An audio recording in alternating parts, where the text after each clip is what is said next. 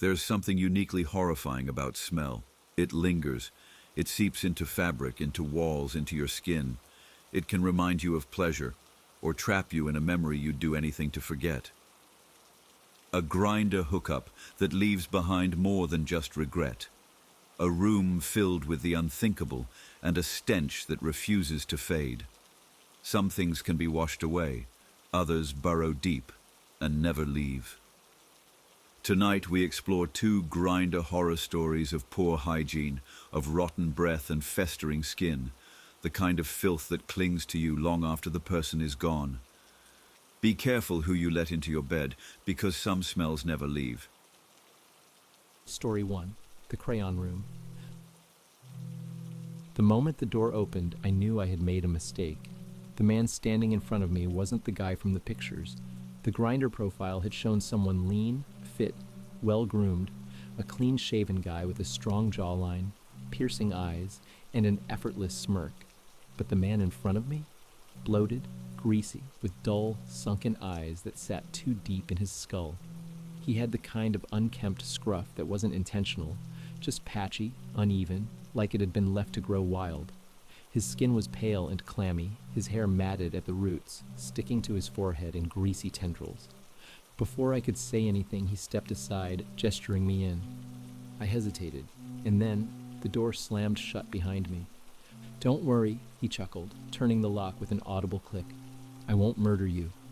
I swallowed hard, forcing a laugh, pretending to be unbothered. But my skin crawled. The air inside was thick, humid, cloying with a mix of old sweat, mildew, and something faintly sour, like rotting food, like something had spoiled. I needed to make sure this wasn't some kind of dungeon. I took a casual step forward, glancing down the hallway. It was narrow and dimly lit, with faded yellow wallpaper peeling at the edges. I could make out 3 doors, one slightly ajar, revealing a bathroom sink covered in crusted toothpaste and black strands of hair. Another door was closed, but from underneath I could see the shadow of something unmoving. And then there was his bedroom. The walls were covered in crayon drawings. I don't mean a few sketches, I mean wall-to-wall scribbles in thick, uneven strokes, looping words and misshapen figures covering every inch of space. Crude, childlike faces with hollow black circles for eyes. Stick figures missing limbs, missing heads, some with mouths that stretched down to their chests. My stomach twisted. And then I saw the dolls. 3 of them. Naked baby dolls, sitting perfectly upright on a shelf, facing the bed. Their eyes were too wide, glassy, almost lifelike in the dim light, but their mouths had been drawn over with crayon, huge, jagged red smiles, stretching ear to ear. Something about them made my skin crawl. "Sorry for the mess," he said, scratching at the back of his neck. "Haven't had much time to clean." I forced myself to breathe through my mouth, trying to avoid the rancid, musky stench filling the air. "Can I get you something to drink?" he asked. "Yeah," I said quickly. "Water's fine." As soon as he disappeared into the kitchen, I took a few steps down the hallway. I tried the closed door, locked. I checked the bathroom, a disgusting mess, but nothing sinister.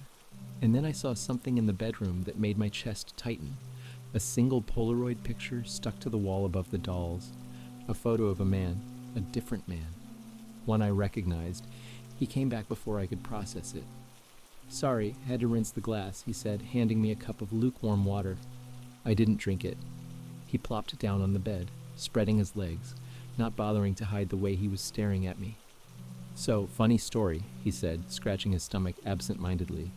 "I had a testicle removed." I blinked. "What?" "Yeah, man," he sighed. "Had a torsion, twisted up bad, cut off circulation, had to get the whole thing removed." He looked at me expectantly, like I was supposed to be impressed. I swallowed thickly. "That sucks." He grinned. "Want to hear all the details?" I did not, but he didn't wait for me to answer. He leaned in. "They don't just take the ball," he whispered. "They slice you open, pull everything out, snip the cord." I felt my stomach lurch. But here's the worst part. His voice lowered. I felt it, not the pain, but the pressure, like something was being ripped out of me. My throat tightened. I wanted to leave. He licked his lips, eyes glazed over. And I swear, I think they took more than just my testicle. I stood up.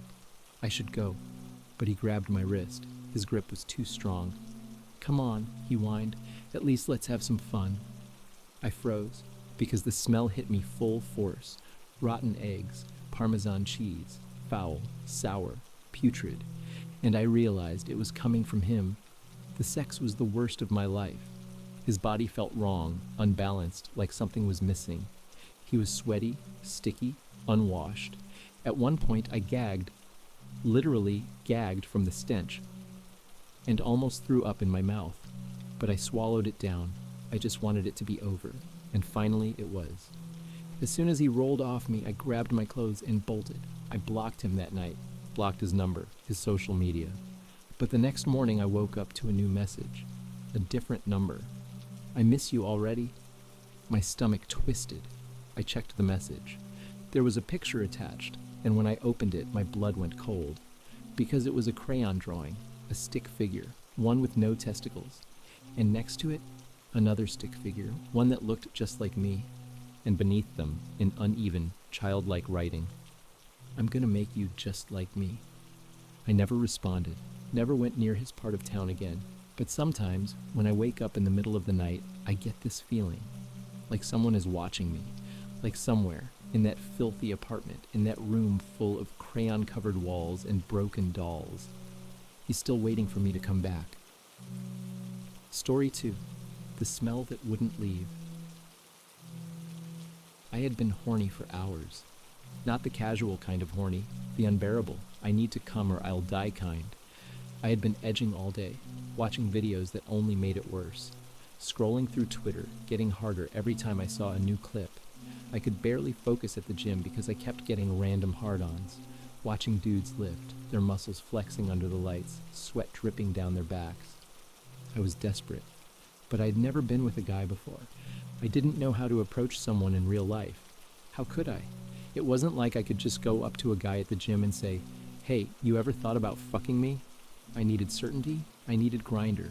So like a fool, I downloaded the app, set up a blank profile, and within minutes I had a message. "Hey cutie, you hosting?" The guy seemed decent. His pictures were blurry, but he looked normal enough. Late 20s, decent build, dark hair. He wasn't super far away.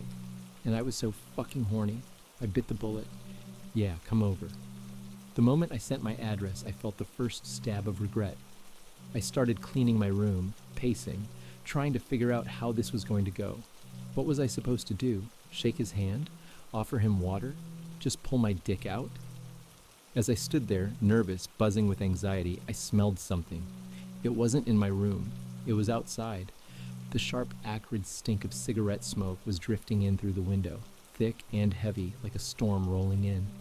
My stomach twisted. I went to check, peeking out from behind the curtain. A shadow moved at the end of my driveway. Then my phone buzzed. "Here." A knock at the door, and as I approached, the smell got stronger. I hesitated. I could still back out. I could pretend I wasn't home, block him, and never think about this again. But I didn't. I opened the door. The first thing I noticed was the stench. Not just cigarettes, sweat, stale beer, that sickly, sour scent of someone who hadn't showered in days. Then he smiled. His teeth were so yellow it made me gag. Not a normal kind of yellow, like stained, rotting corn. The spaces between them were dark, like something was festering inside his gums. I nearly slammed the door in his face, but I didn't, because I felt bad. Because I had invited him here, because I thought, maybe I'm overreacting. "Hey," he said, stepping inside. His clothes were damp, sticking to his skin in dark patches. He wiped his forehead with the back of his hand, leaving a streak of sweat across it. "You nervous?" he asked. I nodded, swallowing the bile rising in my throat. And then, for some goddamn reason, I let him kiss me. His tongue shot into my mouth like a sword, fast, aggressive, unnatural. And then I felt it, something wet, thicker than spit, slimy.